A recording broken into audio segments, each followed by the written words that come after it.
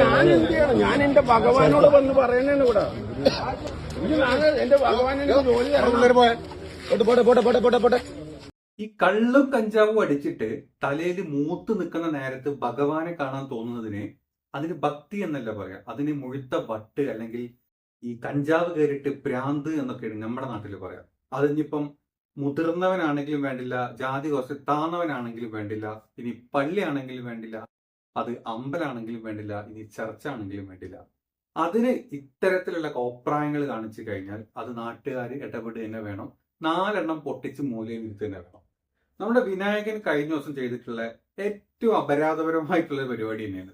എന്താണെങ്കിൽ ആ വീഡിയോ കുറച്ചുകൂടെ ഒന്ന് കണ്ടു നോക്കാം. എനിക്ക് മനസ്സിലായിരുന്നു, ഞാൻ അഭിനയിച്ചുകൊണ്ടിരിക്കുന്നത്.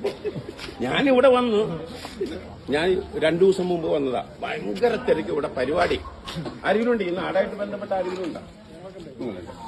ഭയങ്കര പരിപാടി, അവിടെ സ്റ്റേജ് പരിപാടി. ഞാൻ ഒളിഞ്ഞു നോക്കിയിട്ട് ദൈവമേന്ന് പറഞ്ഞു പോയി.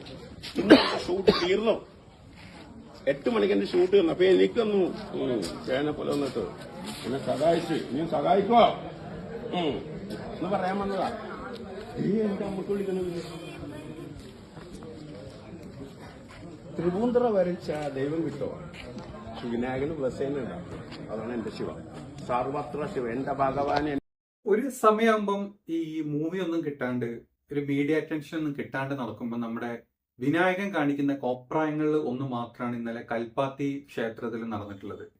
അതല്ലാണ്ട് വിനായകൻ കാണിക്കുന്ന കോപ്രായങ്ങൾക്കൊന്നും ഒരു മനുഷ്യനും ഒരു സപ്പോർട്ട് നൽകാറില്ല. ഇനി കഴിഞ്ഞ പ്രാവശ്യം വിനായകൻ ഇതിനേക്കാൾ വലിയ പോലീസ് സ്റ്റേഷനിൽ ആക്രമണം, പിന്നെ ഉമ്മൻചാണ്ടിനെതിരെ സംസാരിച്ചതൊക്കെ പത്രങ്ങൾ നല്ല രീതിയിൽ ആഘോഷിച്ച സമയത്ത് വിനായകൻ വിചാരിച്ചു ഇപ്പൊ ഒരു ഗ്യാപ്പായി, വേണ്ട രീതിയിലുള്ള ഒരു മീഡിയ അറ്റൻഷൻ ഒന്നും കിട്ടുന്നില്ല. അപ്പം ഇന്നലെ കയറി കൽപ്പാത്തിയിൽ കഞ്ചാവ് മൂത്തിട്ടായിരിക്കാം ഇങ്ങനെ കയറി ഇപ്പൊ ഈ കോപ്രായങ്ങളൊക്കെ കാണിച്ചത്. പിന്നെ നട അടച്ചു കഴിഞ്ഞാല് അതിനിപ്പം ദളിതനാണെങ്കിലും വേണ്ടില്ല, അതങ്ങ് കൊമ്പത്തെ ബ്രാഹ്മണനാണെങ്കിലും നട തുറന്ന് കാണിച്ചു തരാനുള്ള ഓപ്ഷൻ ഒന്നും ഒരമ്പലത്തിലും ഇല്ല. അതിനിപ്പോ പള്ളിയിലാണെങ്കിലും വേണ്ടില്ല, എവിടെയാണെങ്കിലും അങ്ങനത്തെ പരിപാടികളൊന്നുമില്ല. അതുകൊണ്ട് എന്റെ പൊന്നു വിനായക, നിനക്ക് മീഡിയ അറ്റൻഷൻ വേണമെങ്കിൽ വേറെ വല്ല പരിപാടിക്കും പോകും, ഇമാതിരി കോപ്രായങ്ങൾ കാണിക്കില്ലേ.